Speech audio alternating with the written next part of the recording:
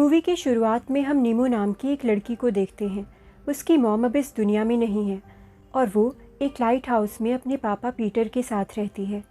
Peter light house में ही काम करता है। नीमो पीटर से लाइट हाउस के काम सीखती है। वो दोनों साथ खेलते हैं, साथ खाना बनाते हैं। पीटर उसे पियानो बजाना भी सिखाता है। शॉर्ट में कहा जाए तो वो दोनों जैसे एक दूसरे की दुनिया हैं। एक दिन मैथ्स की पढ़ाई करते वक्त नीमो पीटर से कहती है कि उसे और मैथ्स नहीं पढ़नी और वो उनकी ही तरह लाइट हाउस में काम करना चाहती है।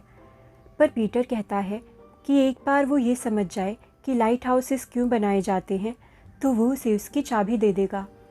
फिर हम देखते हैं कि पीटर नीमो को सुलाते वक्त एक कहानी सुनाता है। ये उनका डेली रूटीन है। इस कहानी में पीटर का एक मनगढ़ंत किरदार है जिसका नाम फ्लिप है। वो हमेशा नीमो को अपने और फ्लिप के समुद्री कारनामों की कहानी सुनाकर सुलाया करता है। उस दिन पीटर नीमो को वो कहानी सुनाता है जिसमें वो फ्लिप के साथ ऐसी गुफा ढूंढने गया था जिसमें इच्छा पूरी करने वाले मोती थे। वो गुफा बुरे ख्वाबों के समुंदर में थी। वो कहता है कि जब वो दोनों उस समुंदर में थे तो उनकी नाव डूब गई और उस समुंदर की गहराई में एक खतरनाक मॉन्स्टर था जो कि बहुत बड़ा था। और कहानी के बीच में ही अचानक पीटर को एक कॉल आती है। समुंदर में तूफान आया हुआ है और एक बोट को उसकी मदद की ज़रूरत है। वो बोट को बचाने चला जाता है और नीमो अपने टॉय को लेकर सो जाती है जो वो हमेशा सोते वक्त अपने साथ रखती है। सोते वक्त नीमो अपने सपनों की दुनिया में चली जाती है। वो खुद को समुंदर में डूबता हुआ देखती है और ये भी देखती है कि उनका लाइट हाउस डिस्ट्रॉय होकर समुंदर में डूब गया है। फिर वो पीटर की बोट को भी डूबते हुए देखती है और डर की मारी चिल्लाते हुए नींद से उठ जाती है। फिर अगली सुबह नीमो के पास कार्ला नाम की एक लेडी आती है जो कि उसके पापा के साथ काम करती है। कार्ला नीमो को बताती है कि उसके पापा समुंदर में डूब गए और उनकी डेथ हो गई है। नीमो बुरी तरह से रोने लगती है। कार्ला उसे संभालने की कोशिश करती है। उसके पापा के फ्यूनरल के बाद नीमो को उसके अंकल फिलिप के साथ रहने के लिए शहर भेज दिया जाता है। नीमो भी फिलिप से पहली बार मिल रही है। फिलिप उसे बताता है कि वो एक कंपनी का ओनर है और डोर नॉब्स बेचने का काम करता है, पर ऐसा लगता है जैसे कि वो एक फीलिंगलेस इंसान है और सोशली आइसोलेटेड भी है। उसने ज़िंदगी के 30 साल अकेले ही बिताए हैं और उसके कोई दोस्त नहीं हैं। नीमो को वहाँ पर सब कुछ बहुत ही ऑकवर्ड लग रहा था, पर उसके पास और कोई ऑप्शन भी नहीं है। नीमो अपने कमरे में चली जाती है और सोने की कोशिश करती है, पर जब उसे नींद आती है तो वो फिर से सपनों की दुनिया में चली जाती है जहाँ उसके टॉय में जान आ जाती है और नीमो बहुत डर जाती है। अचानक उसका बेड भी चलने लगता है और उसे लाइट हाउस ले जाता है। अब नीमो खुश हो जाती है। अंदर पहुंचकर उसे एक अजीब सा आदमी मिलता है जिसका नाम फ्लिप है। वो लाइट हाउस से चीज़ें चुरा रहा था और वो नीमो को बताता है कि वो उसके पापा के सपनों का साथी है जिसके साथ वो एडवेंचर्स किया करते थे और अब उसे नीमो के सपनों में आना होगा क्योंकि उसे उसकी मदद चाहिए। वो उसे बताता है कि उसके पापा के पास एक नक्शा था। अगर नीमो उस नक्शे को ढूंढ लेती है तो वो इच्छा पूरी करने वाला मोती ढूंढ लेंगे और फिर वो उसके पापा से मिलने में उसकी मदद करेगा। पर नीमो कहती है कि मुझे ऐसे किसी भी नक्शे के बारे में नहीं पता। फ्लिप उसे खिड़की से नीचे फेंक देता है और वो अपनी आंखें खोलती है तो खुद को अपने बिस्तर पर और अपने रूम में पाती है। अगले दिन उसका अंकल उसे स्कूल ले जाता है। वो वहाँ जाकर नई टीचर से मिलती है। उसका अंकल टीचर से अकेले में कहता है कि वो इससे पहले कभी स्कूल नहीं गई है, इसीलिए उसे एक्स्ट्रा अटेंशन की ज़रूरत है। टीचर उसे अश्योर करती है कि वो नीमो का ध्यान रखेगी। टीचर नीमो को क्लासरूम में ले जाती है। वहाँ जमाल नाम का एक लड़का आता है। टीचर उन दोनों को इंट्रोड्यूस करवाती है और वो दोनों कैफेटेरिया जाते हैं। जमाल उससे पूछता है कि क्या उसके पास मोबाइल है, तो वो कहती है कि नहीं है। वो ये भी बताती है कि इससे पहले वो कभी स्कूल नहीं गई है।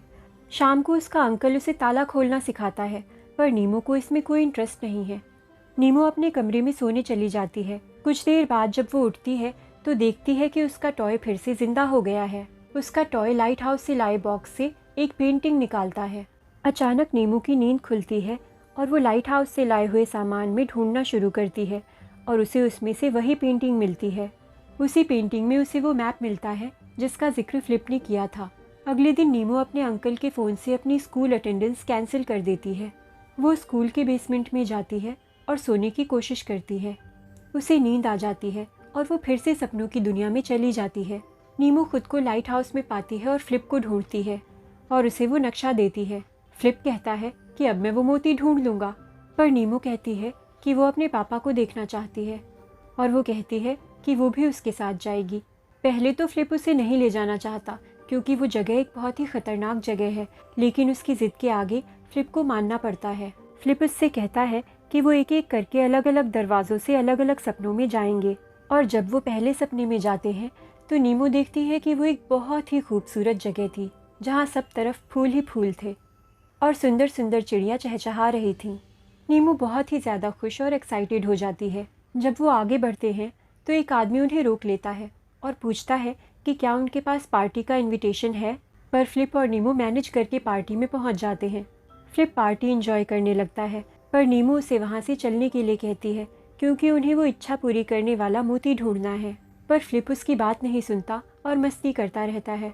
तभी वहाँ ग्रीन आती है जो कि सपनों की दुनिया में बोसा नाम की ब्यूरो की एजेंट है और वो फ्लिप को ढूंढ रही है क्योंकि उसने सपनों में घुसपैठ करके बहुत सी चोरियां की हैं, पर फ्लिप हर बार उसकी पकड़ से बच निकलने में किसी न किसी तरह से कामयाब हो जाता है। इसी बीच वहाँ एक खतरनाक मॉन्स्टर आ जाता है। ये वही मॉन्स्टर है जिसके बारे में नीमो के पापा ने अपनी कहानी में मेंशन किया था। मॉन्स्टर के हमले से वहाँ हफरा तफरी मच जाती है और वो जगह डिस्ट्रॉय होने लगती है। उस जगह के सभी लोग वहाँ से भागने लगते हैं। नीमो इस सब के बीच ज़मीन पर गिर जाती है, पर फ्लिप उसे किसी तरह बचा लेता है और वो दोनों एक दूसरे सपने में पहुँचते हैं।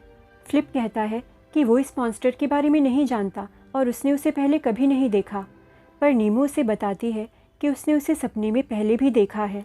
फ्लिप कहता है कि इसका मतलब वो मॉन्स्टर यहाँ उसी के लिए आया था।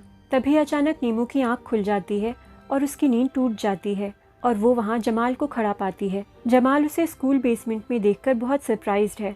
वो नीमो से पूछता है कि वो यहाँ क्या कर रही है। नीमो कहती है कि स्कूल में सबको ये पता है कि मैं घर पर हूँ, लेकिन तुम यहाँ क्या कर रहे हो। वो कहता है कि मैं यहाँ अपना प्रोजेक्ट चेक करने आता हूँ। नीमो उससे रिक्वेस्ट करती है कि प्लीज़ किसी को मत बताना कि मैं यहाँ थी। फिर वो घर चली जाती है। उसके अंकल ने उसके लिए सरप्राइज़ तैयार किया है। उसने उसके लिए एक बोट खरीदी है, पर वो अपने पापा के बिना बोटिंग पर नहीं जाना चाहती और मना कर देती है। वो कहती है कि मुझे बोट नहीं, बस मेरे पापा चाहिए। डिनर के वक्त उसका अंकल उससे कहता है कि उसे अपने आप को इस तरह दुनिया से अलग नहीं करना चाहिए, ये उसके लिए सही नहीं है। पर नीमो सोने चली जाती है और फिर से अपनी आंखें सपनों की दुनिया में खोलती है। सपने में वो फिर से फ्लिप से मिलती है और उससे पूछती है कि वो असली दुनिया में क्या है। फ्लिप कहता है कि उसे असली दुनिया के बारे में कुछ भी याद नहीं है क्योंकि वो बहुत सालों से इस सपनों की दुनिया में है और वो अपनी आगे की ज़िंदगी भी यहीं बिताना चाहता है क्योंकि उसे ये दुनिया पसंद है। फिर उसके बाद वो दोनों एक दूसरे सपने में एंटर करते हैं जिसमें कि वो एक गार्बेज ट्रक के पीछे बैठे हैं, पर तभी एजेंट ग्रीन वहाँ अपनी कार से आ जाती है और फिर से उनका पीछा करने लगती है। उसके हाथ में एक गन है और वो फ्लिप को पकड़ने की कोशिश करती है। फ्लिप और नीमो उससे बचने की कोशिश करते हैं और ट्रक के अंदर चले जाते हैं और वो देखते हैं कि उस ट्रक को तो एक छोटा बच्चा चला रहा है। फ्लिप कहता है कि अब हम इस बच्चे के सपने में एंटर करेंगे। एजेंट ग्रीन भी उनका पीछा कर रही है, इसीलिए फ्लिप उस बच्चे को स्पीड बढ़ाने के लिए कहता है। वो बच्चा बहुत ही तेज़ गाड़ी चलाने लगता है जिसकी वजह से वो चिल्लाना शुरू कर देते हैं।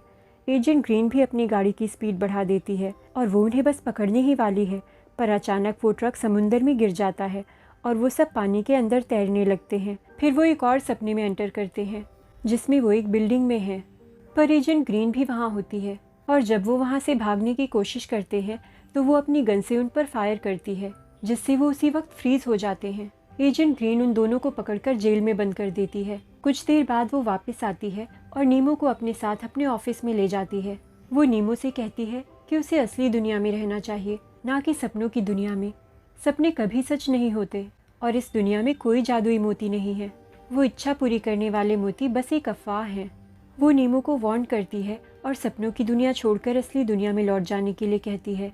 नीमो आंखें खोलती है और सपने से बाहर आ जाती है। वो रूम से बाहर आती है तो उसका अंकल टीवी ऑन कर देता है और उसे अपने और उसके पापा के बचपन का एक वीडियो दिखाने लगता है। वो नीमो से कहता है कि वो और उसके पापा बचपन में बहुत क्लोज थे और दोनों सपनों की दुनिया में रहते थे। जो उनके मन में आता था वो करते थे और वो इस दुनिया में बहुत खुश थे। अब नीमो को पता चलता है कि उसका अंकल और फ्लिप दोनों सेम ही हैं, पर उन्हें कुछ याद नहीं है।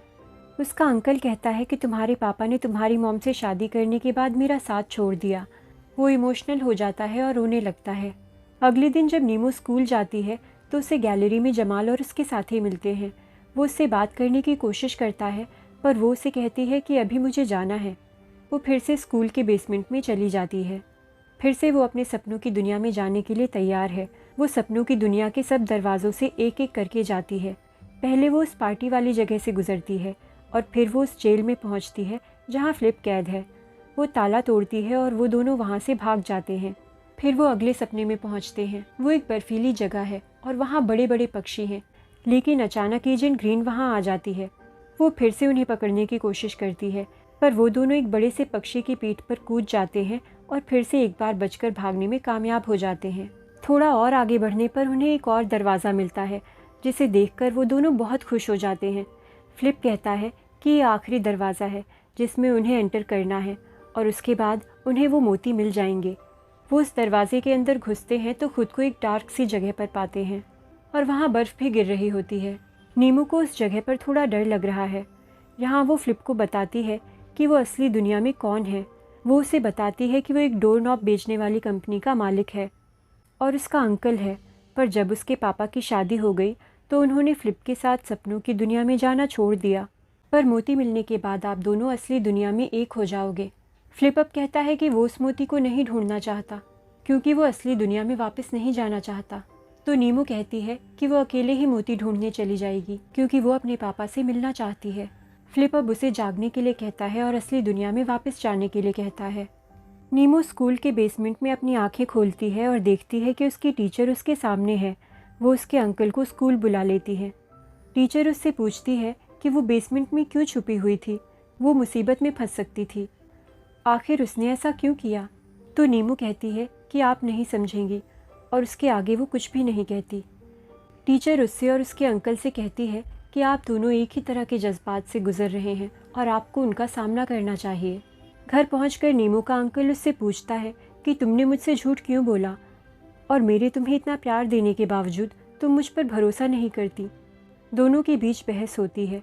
नीमू अपने कमरे में चली जाती है और लाइट हाउस वापस जाने का सोचती है।